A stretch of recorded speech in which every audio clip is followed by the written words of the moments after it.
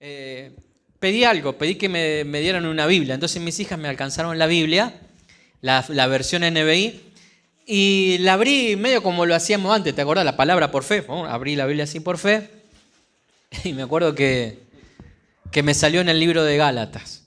Y yo hasta el día de hoy me acuerdo que leí el capítulo 1, donde Pablo dice, yo estoy horrorizado, estoy sorprendido, estoy maravillado, pero hay otra traducción que dice, estoy horrorizado. Que ustedes, habiendo sido llamados, habiendo sido convocados o alcanzados por la gracia de Dios, se fueron a vivir o se fueron tras el otro evangelio diferente, ¿no?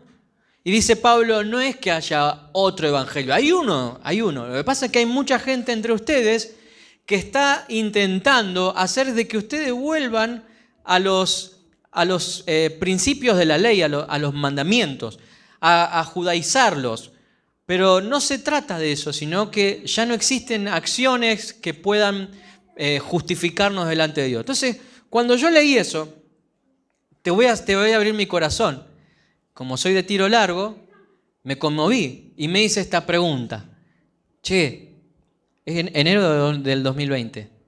¿Y si yo estoy viviendo el otro evangelio? ¿Cuál es la clave? ¿Cuál es? No sé si...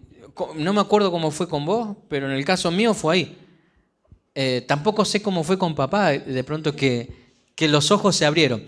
Hay un versículo bíblico que dice que el príncipe de este mundo, Satanás, les ha cegado los ojos a la gente para que no les resplandezca la luz de la buena noticia.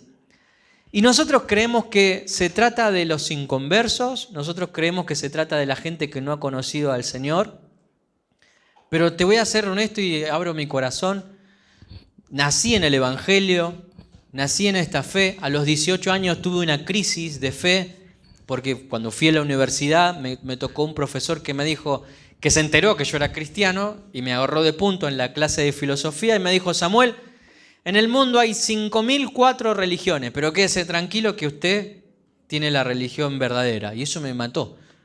Porque yo dije, y si mis viejos hubiesen sido católicos, yo estaría diciendo que la fe verdadera es el catolicismo, o mormones, o lo que sea. Entonces ahí fue una crisis de fe. Pero la última crisis de fe la tuve ahí en enero del año 2020, cuando me repensé, ¿y si yo estoy viviendo el otro evangelio? ¿Y si yo estoy viviendo el evangelio de lo que Pablo dice, el evangelio de la ley? Y dice, no es que haya otro evangelio, hay uno solo. Hay otro que es similar, pero no es el verdadero. Entonces, les abro mi corazón, hermanos, en Cristo, de familia preciosa de Casa de Pan. Ahí fue cuando yo empiezo a leer capítulo por capítulo y mis ojos se abrieron. ¿Alguno de ustedes ha leído el libro de Gálatas completo? ¿Ninguno? ¿Mesa al fondo allá? ¿Ninguno? Mirá, yo te voy a decir algo. Hay 2 libros que yo te recomendaría que leas completo, ¿no? La Biblia toda es buena. Hay muchos amigos que leen Proverbios. Tengo un amigo que no, tenés que leer Proverbios. Yo te recomiendo que leas el libro de Gálatas o el libro de Romanos. ¿Lo has leído completo? Yo leí el libro de Gálatas. Romanos lo leí hasta el capítulo 9 completo, pero nunca no entero, ¿no? O sea, ella hasta el 12. Ok, entonces, ¿ninguno leyó Romanos completo? ¿Nadie? Germán lo leyó, tiene más horas de baño. Este otro que va al baño. ¿Vos lo leíste completo? ¿Completo? Mirá.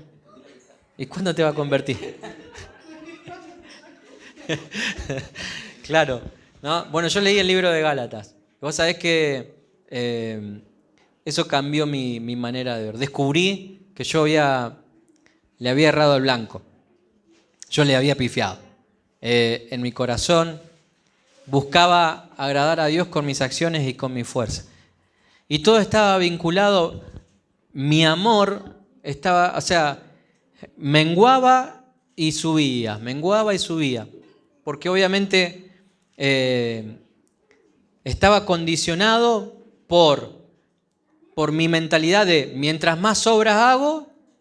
Ustedes pueden entrar en mi canal de YouTube. Yo era una persona que hacíamos viajes solidarios, nos metíamos en líos para ayudar a los demás porque eso era lo que calmaba mi conciencia. Yo decía, algún día voy a llegar al trono de Dios y le voy a mostrar todas las obras que tengo. Y entonces me va a perdonar y me va a dejar entrar. Pero un día descubro que no es por las obras, que al Espíritu Santo no lo recibo por las obras, que eso fue otra cosa que yo cometí un gran pecado de decirle a los jóvenes. Ustedes quieren recibir el Espíritu Santo, entonces ustedes tienen que apartarse del pecado, tienen que orar y ayunar y tienen que consagrarse al Señor para que entonces el Espíritu Santo venga sobre ustedes. Cuando leo Gálatas capítulo 3, Pablo los está fajando a todos por el mismo pecado que había cometido yo. Entonces imagínate lo que fue para mí leer ese capítulo. Nadie hizo algún esfuerzo para recibir el Espíritu Santo. Y entonces lo que empezó a pasar en mí, mis amados hermanos, saben que fue que descubrí algo, que Dios me amaba tal y como era y que su amor no cambiaba respecto a mis acciones. Nada de lo que yo podía hacer o dejar de hacer iba a condicionar su amor por mí. No sé, vos de esto lo tenés claro, ¿verdad? Yo cuando leo Gálatas descubrí que estaba perdido. Cuando me encuentro con el libro de Gálatas me di cuenta que aún estando dentro de un templo, dentro de una iglesia, dentro de una congregación que a lo mejor tiene bien puestos los cimientos, yo en lo personal, Samuel Cisterna, me había desviado del camino completamente. Y parecía que lo encontraba a Pablo diciéndome a mí, yo no puedo creer, loco, que Dios que te llamó por gracia, vos te fuiste detrás del otro evangelio. Y vos sabés que eso quisiera que no pasara con vos. Yo deseo y me esfuerzo y en mi agenda de este 2023 me propuse dar a conocer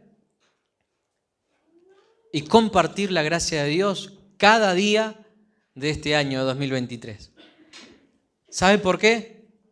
Porque Efesios dice que nosotros nacimos para eso.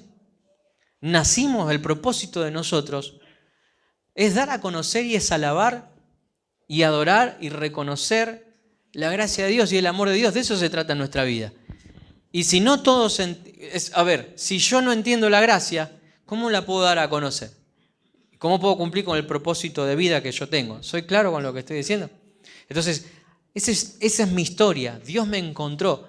Ahora yo te quisiera decir, bueno, mirá, desde que leí Gálatas, como que hice así y toda mi vida fue derecho. Y no, tuve momentos así, porque si hay algo que me vino todo el tiempo a querer mover esa verdad, fue el legalista que yo tenía adentro, más los que Dios me permite encontrarme, porque en la vida te vas a encontrar un montón de legalistas que están ya fabricados en contra de la gracia y creen que la gracia es una licencia para pecar. Y entonces en lo personal yo te abro mi corazón. Muchas veces dudé de que si lo que estaba viviendo era una verdad, pero no te niego que me sentía volar. Yo estaba en medio de la pandemia, después arrancó la pandemia, y lo único que yo oraba y llegaba a llorar con mi esposa en la cama, le decía al Señor, si vos no venís, si todavía queda un tiempo de gracia, lo único que te pido es que me des la oportunidad de compartirle esta buena noticia a todos los que más pueda. Y sabe Dios que en cada lugar donde vamos compartimos la gracia y que tratamos de hacerlo cuando no viajamos a través de las redes o inclusive de compartirlo en familia. Pero creo que nadie valora tanto la libertad que aquel que fue encontrado. Nadie valora más la libertad que aquel que estuvo preso. Nadie valora más el pan que aquel que tuvo hambre toda la vida. Entonces yo te quiero decir algo. Una vez que vos comés el pan que es Cristo en nosotros, ¿no? Nunca más volvés a tener hambre. Cuando vos te encontrás con el mensaje de la gracia, nunca más volvés a tener sed. Porque Jesús dijo, ¿cómo dice el versículo bíblico ese? el que, el que bebe de esta agua, ¿no? No tendrá sed jamás. No tendrá sed jamás. Y entonces eso transformó todo mi corazón y experimenté eso. Y es lo que yo deseo que todos podamos vivir. No sé cómo fue el caso tuyo con la gracia, pero el mío comenzó así. No me acuerdo el día, pero fue en enero. Y desde ese día, cuando yo prediqué, me acuerdo, fue un jueves, está el mensaje acá en el canal de YouTube. Yo dije, viste que todos venimos a la iglesia a recibir la palabra de Dios y todos decimos, bueno, vamos a alimentarnos. Yo le dije, lo que yo más deseo es que hoy te vayas con hambre. ¿Por qué? Porque la gracia te provoca esto. Te provoca que vos después tengas el interés, tengas la curiosidad de saber si lo que realmente se te enseñó era verdad o no. Porque yo nunca más tuve hambre, pero sí me pasaba que antes de conocer la gracia, yo era una persona que dependía del culto. Mi emoción estaba, o mi relación con Dios dependía del culto. Estuvo medio flojo el culto hoy. No sentí nada, no sentí la chiripiorca. Entonces, mi relación con Dios iba por ese lado, pero cuando conocimos la gracia del Señor, ya no importaba tanto cómo estaba el culto, si la banda sonaba bien o no sonaba, si la pantalla estaba o no, si había gente, si no había gente. Era el tiempo para conectar con el Señor. No sé el caso tuyo. Para mí fue algo bastante determinante. Fue para mi cumpleaños que le pedí a Nati si me podía regalar una Biblia, pero fue todo a raíz de una pregunta que me hizo Noldo. Un día fuera de casa viene y me dice, Germán, me dice, si vos, dice, murieras mañana o murieras hoy, dice, ¿vos a dónde te vas? ¿Te vas al cielo o al infierno? Y yo, la verdad que le digo, si me muriera ya, y no tuviera la posibilidad de poder arrepentirme, yo creo que me voy al infierno. Le digo. Y además, se lo dije así, me quemo sin ropita, así. Pero desconociendo estas cosas. Entonces me dice, ¿sabías que la salvación no depende de lo que vos puedas hacer o no depende de las obras, sino que es algo que se recibe por fe o por gracia? Yo le digo, ¿en serio? Y me dice, sí. Yo le digo, ¿pero y en dónde dice eso? No sé, preguntale a Samuel, me dijo. ¿Viste? Como diciendo, no me pregunté a mí.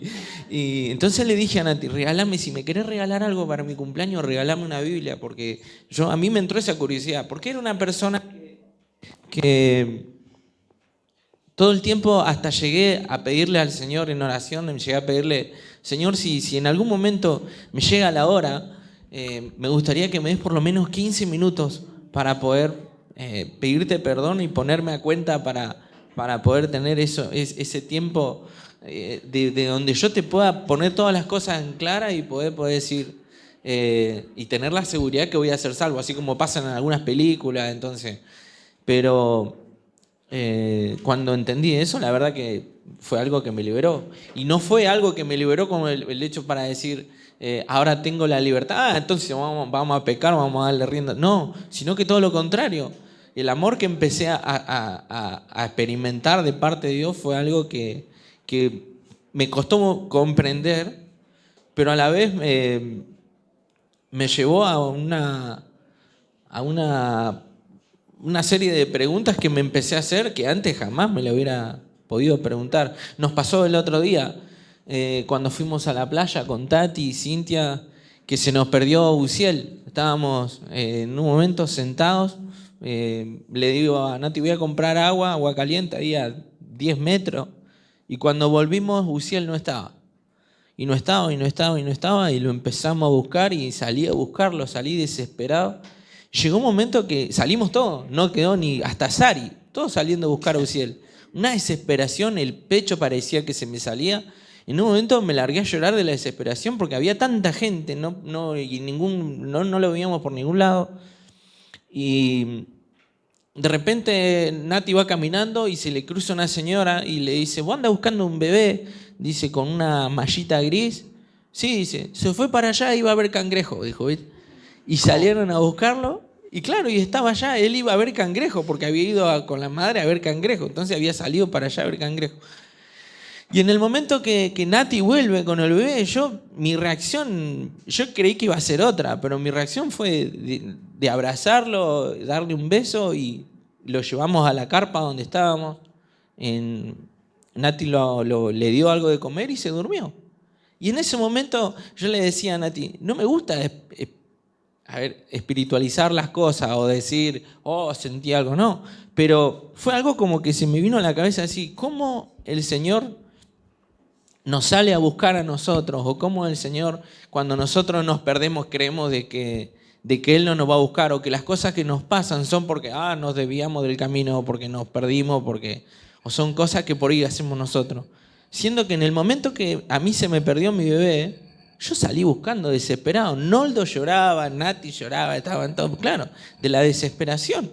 Ahora, ¿por qué creemos que Dios en ese momento que nosotros nos desviamos, o en el momento en que nosotros nos vamos de línea, creemos de que el Señor está ahí con el dedo? Si yo, que dice que soy un mal padre, Él, que es un buen padre, en el momento... Así que eso para mí fue prácticamente un cachetazo, un abrazo y claro, fue el gorro. y viste que la Biblia es clara que cuando dice que Dios, dentro de... Sabemos que hay un solo Dios, ¿no? Pero la humanidad tiene un montón de dioses.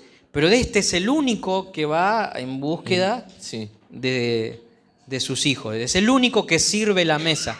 Todos los demás esperan ser servidos, pero este es el único Dios que sale en búsqueda de sus hijos. Y en el caso de Uziel, cuando me contaba él la anécdota, yo en un momento se me heló la sangre porque digo, gracias a Dios que él encaró para el lado de la arena, pero tranquilamente podría haber encarado para el mar y nunca te enterás. Y la desesperación que te agarra como papá, es una locura. Bueno, yo creo que ese acto por lo menos me refleja a mí. Yo insisto, yo nunca, y creo que Germán tampoco, nunca fuimos nos fuimos de parranda, boliche, fiesta, no tuvimos ese tipo de vida, pero aún estando dentro de la iglesia yo siento que yo estaba tan perdido y Dios se tomó el trabajo de irme a encontrar al baño, ¿no? Y con Germán le llegó el día de su cumpleaños. Y yo creo que Dios nos está buscando, que siempre nos está buscando, y que genera momentos para que sus hijos se puedan encontrar con Él. Y te voy a decir algo, no tenés ni idea la cantidad de veces que Dios te presenta oportunidades para que de pronto vos seas el puente y el mediador para que los hijos se encuentren con el Padre. Y yo en ese sentido tengo que admirar a papá porque papá ve a alguien y genera charla enseguida. El otro día fuimos a un camping y supuestamente fue al baño, y cuando yo salgo a los minutos, salgo atrás de él, el tipo ya estaba hablando con unos turistas de ahí. No pierde una sola oportunidad para hablar, y es que nunca vamos a tener la pista segura.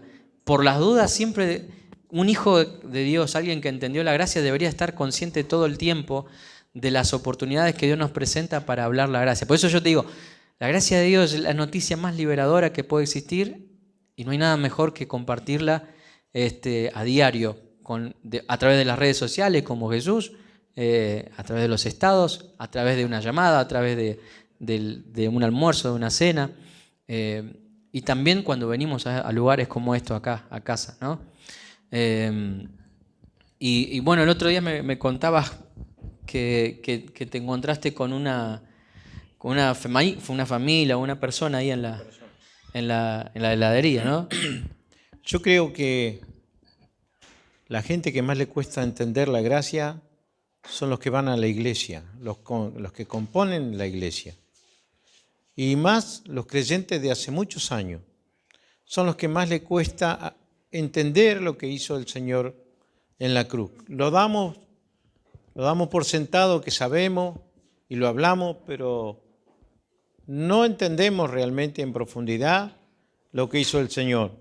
Yo escuchaba que es bueno leer el libro de Romanos, yo también lo recomiendo, el libro de Gálatas, el libro de Efesios. En realidad, las cartas apostólicas es bueno leerlas, pero lo mío sucedió con el libro de Mateo.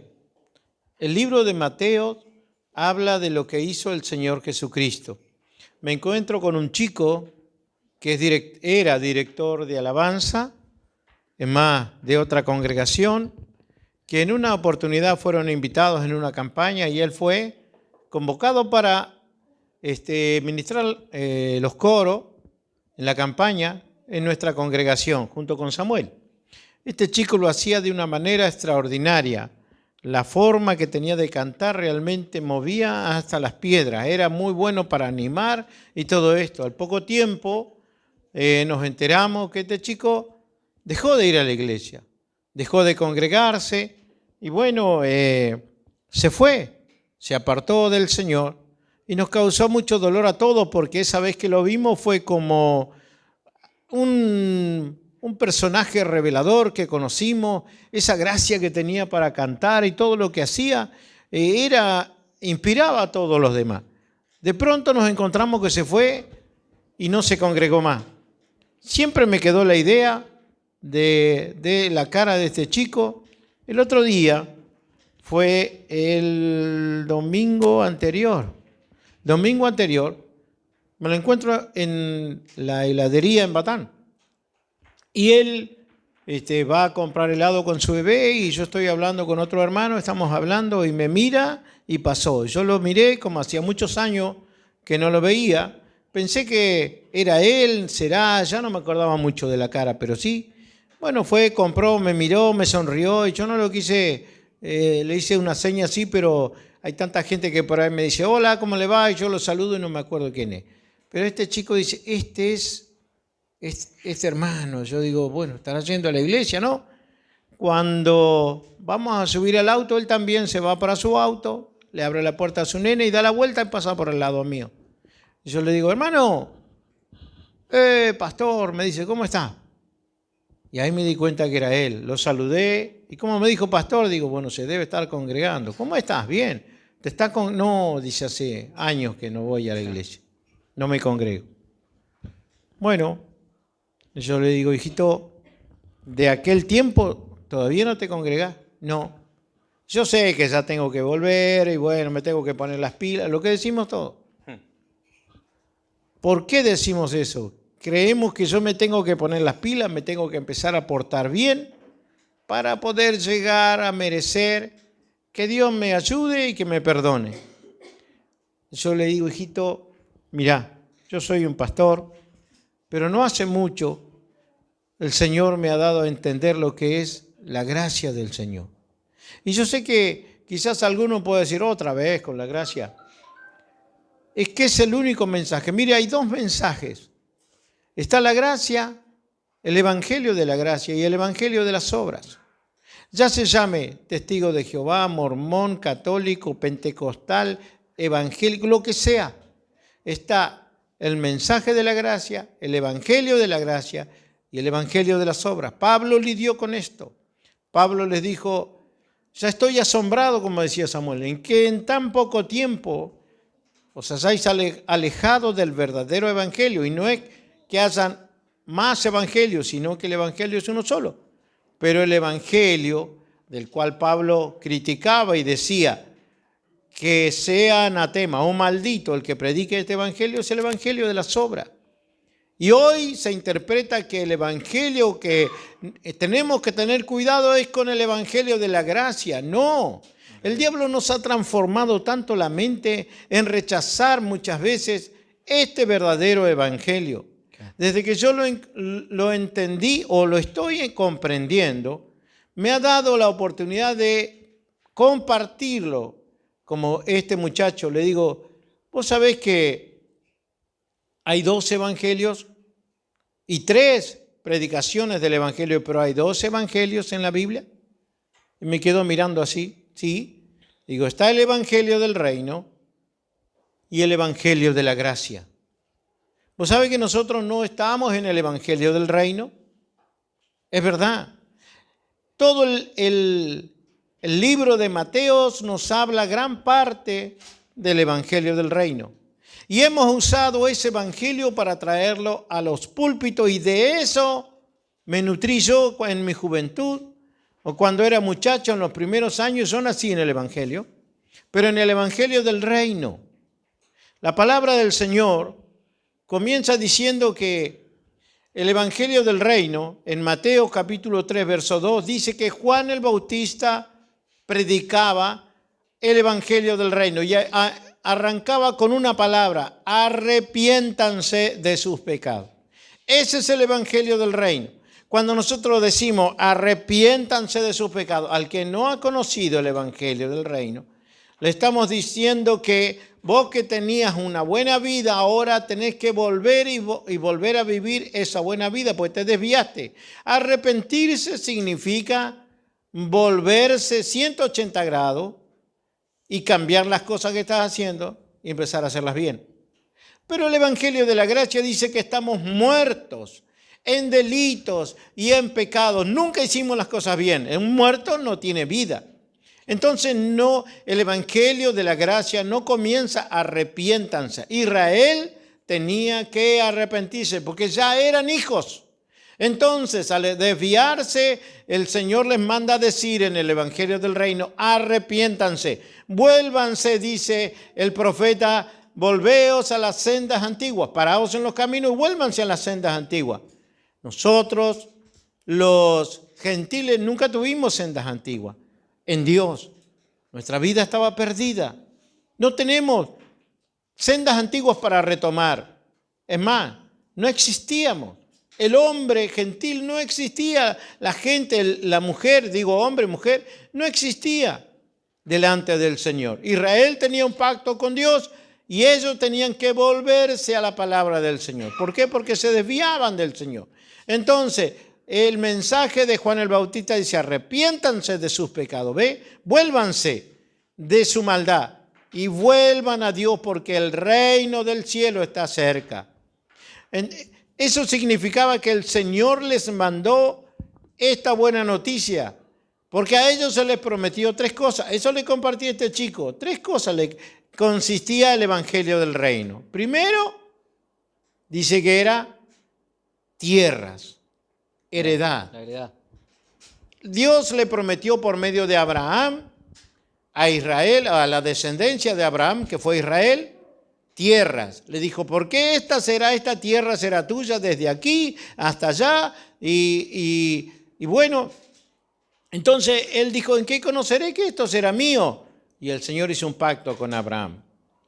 Esa es la tierra que Dios le dice, por una promesa perpetua, un pacto perpetuo, será tuyo.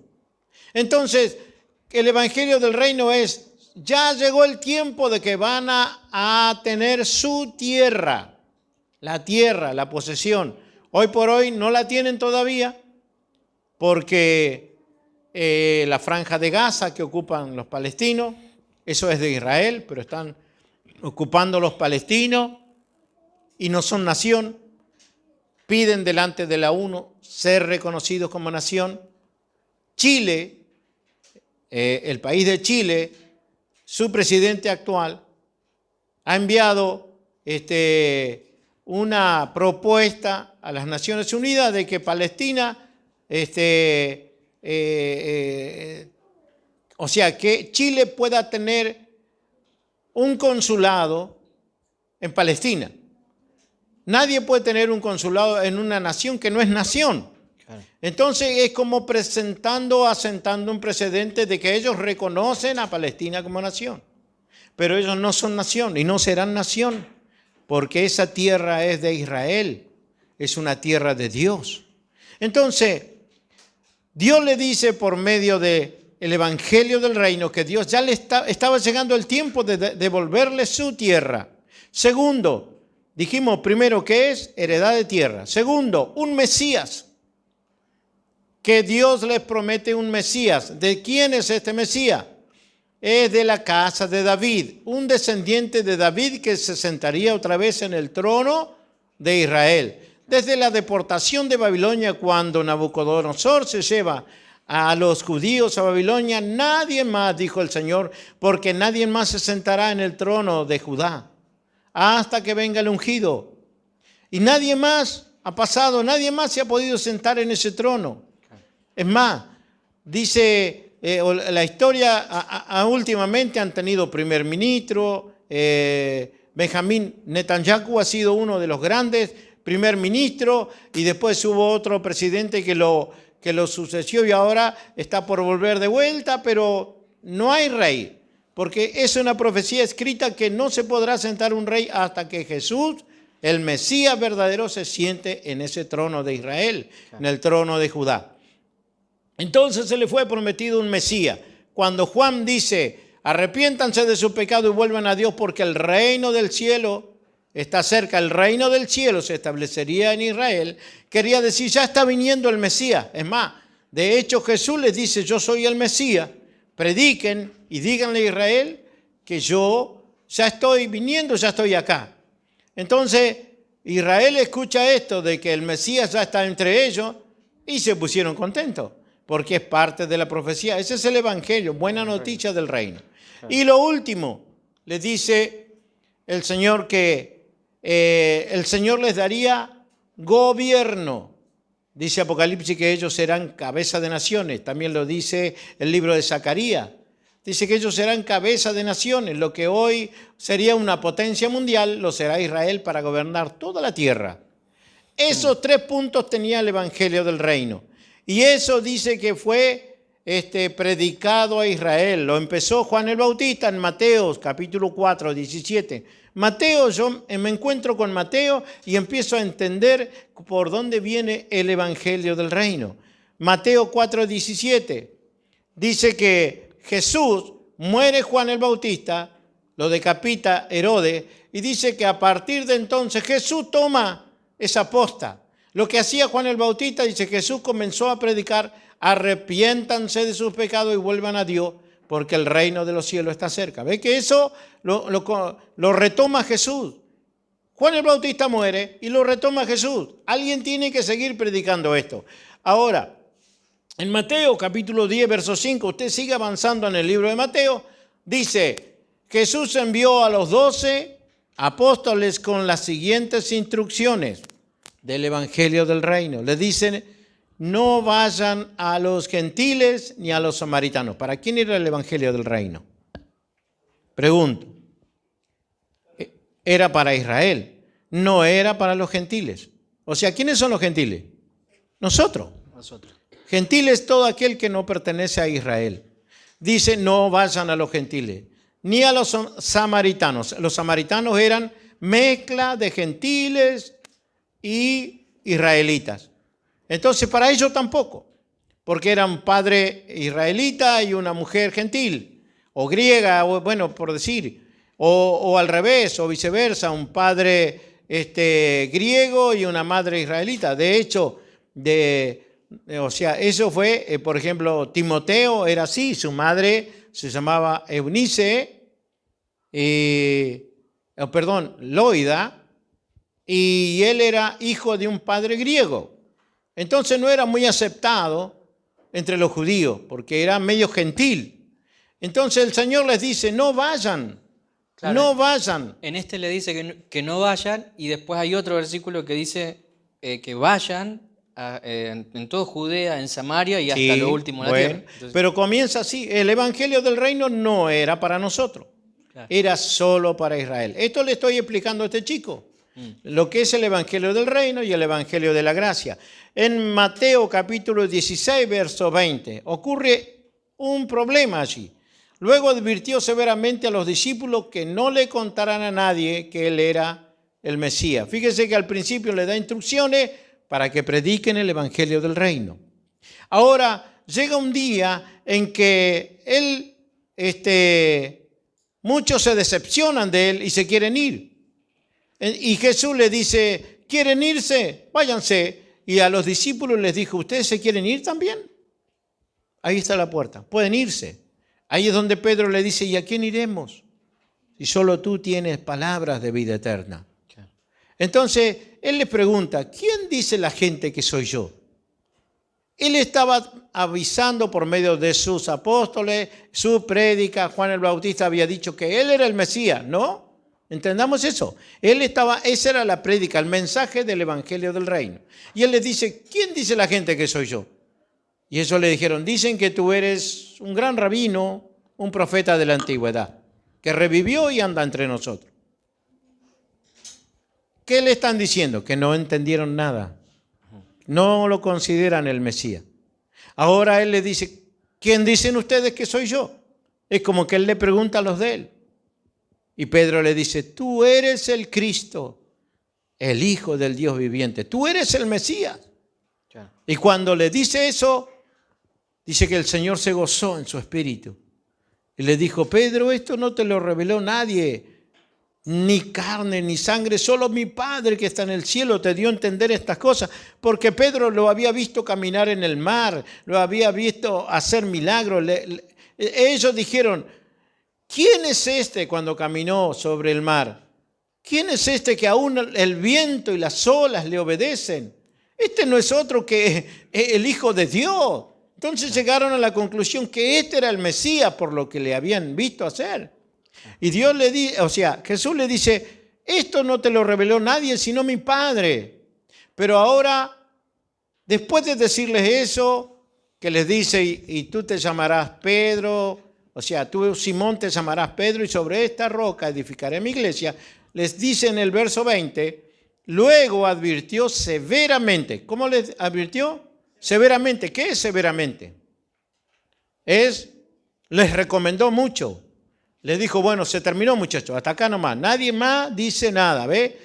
A los discípulos que no le contaran a nadie que él era el Mesías. Como si de pronto los manda a todos. Él predica, Juan el Bautista murió por ese mensaje. Ahora les dice, no le digan a nadie más que yo soy el Mesías. En el verso 21 dice, a partir de entonces, fíjese, ahí cambia la cosa. A partir de entonces Jesús empezó a decir claramente a sus discípulos que era necesario que fuera a Jerusalén y que sufriría muchas cosas terribles a manos de los ancianos, de los principales sacerdotes y de los maestros de la ley religiosa. Lo matarían, pero al tercer día resucitaría. ¿De qué les empezó a hablar? De la cruz, de lo que él tenía que hacer en la cruz. Hasta ese momento les dijo, díganle que yo soy el Mesías y he venido. Pero dice, a los suyos vino y los suyos no lo recibieron. Entonces desde ahí cambió el mensaje el Señor. Dijo, el Evangelio del Reino, muchachos, le vamos a dar un freno acá. No le digan más a nadie, esto lo vamos a dejar acá. Y ahí comenzó a preparar a sus discípulos con el Evangelio de la gracia, de que él tenía que morir por todos nosotros. A partir de ese momento comenzó a cambiarle. Como una bisagra. Claro. Eso fue un cambio que hizo en la prédica. Les había enseñado lo que tenían que decir, cómo tenían que hacer, a dónde tenían que ir, pero a partir de ese momento le dijo, se terminó. Ahora, muchachos, ¿saben qué? Yo tengo que ir y morir en Jerusalén, seré sepultado, pero voy a resucitar. Y nadie entendió nada. No podían entender. Es más, de hecho, cuando están tomando la cena, no pueden creer lo que va a pasar. Y el Señor les dice que Él les habla de que tiene que morir. Y ellos, se llenaron de tristeza y no lo podían entender. O sea, Jesús les viene enseñando, les cambió el mensaje, les está hablando ahora de la cruz y no entienden. No pueden entender. Es lo que le pasa a muchos hoy. Seguimos hablando del Evangelio del Reino. Mentalidad de reino. Claro, sanidad de reino, mentalidad de reino. Hablamos del reino, pero el reino, ¿qué dijo Jesús? A partir de entonces comenzó a decirle claramente a sus discípulos que era necesario, pero el verso 20 dice, les dijo severamente, cortemos acá esto. Luego advirtió severamente a los discípulos que no le contaran a nadie el Evangelio del Reino. ¿Se da cuenta? Se terminó ahí. Pero de los púlpitos nuestros seguimos hablando del Evangelio del Reino. ¿Sabe qué? Una de las oraciones más famosas que hacemos es el Padre nuestro que está en el cielo. En Mateo, también está en Mateo. Ellos le dicen, enséñanos a orar como enseñó Juan el Bautista, como enseñó Juan a sus discípulos. Y él les dijo, cuando oren, dice, entren en su aposento, cierren la puerta. Eso está todo bien. Pero comienza a decirle, y cuando oren digan así, Padre nuestro que estás, ¿dónde? En el cielo. En el cielo. Eso era en el reino.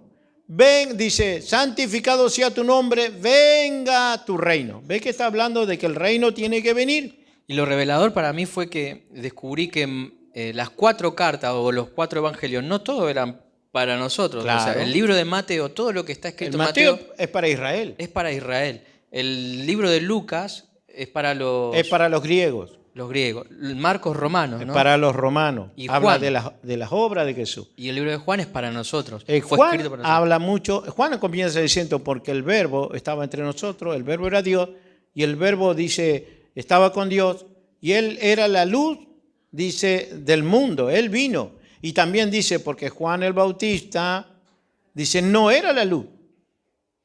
¿Vio? No era la luz, sino que hablaba acerca de la luz. Pero ¿qué dijo de nosotros, Claro, ustedes sus son- hijos? ¿Que nosotros hablamos de la luz? No, ¿O qué dijo? Ustedes son la luz del mundo. la luz. ¿Ve que Cambió. cambia la cosa?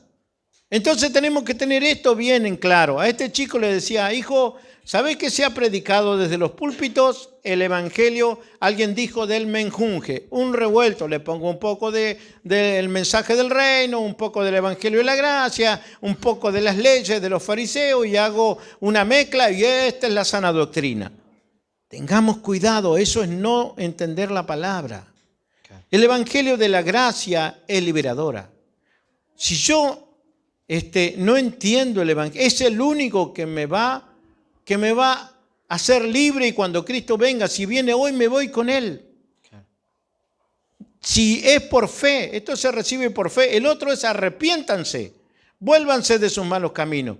El evangelio del reino, o sea, era por arrepentimiento. El evangelio de la gracia es Romanos capítulo 1, verso 16, dice que esta justificación, esta limpieza, Romanos 1:16 dice que se recibe por fe. Y como es mediante la bondad de Dios, entonces no es por medio de buenas acciones, pues en ese caso la gracia de Dios no sería lo que realmente es e inmerecida, gratuita e inmerecida. Eso es Romanos 1, hijito. Sí. Está bueno. Romanos 1:16. 11:6 le pusiste, pa. Sí, igual. Pero está la bueno tecla, eso. sí. Ujú. Dice, pues no me avergüenzo de la buena noticia o del evangelio acerca de Cristo, porque es poder de Dios en acción para salvar a todos los que creen. ¿Ve? Ahí arranca, ¿no? Ahora no es por arrepentimiento, es por creer. Y si yo no creo y me fastidio de la gracia, mire, ¿sabe qué? Dice, el que cree será salvo, el que no cree será condenado. A los judíos primeramente y también a los gentiles. Ahora es para todos. Y leía, por ejemplo, Mateo. Perdone pero yo lo mío fue con Mateo. Ahora Mateo capítulo 16, 20. Lo que primero era solo para los israelitas. Ahora dice, luego advirtió. Mateo 16, 20. Mateo 28, perdón. Mateo 28.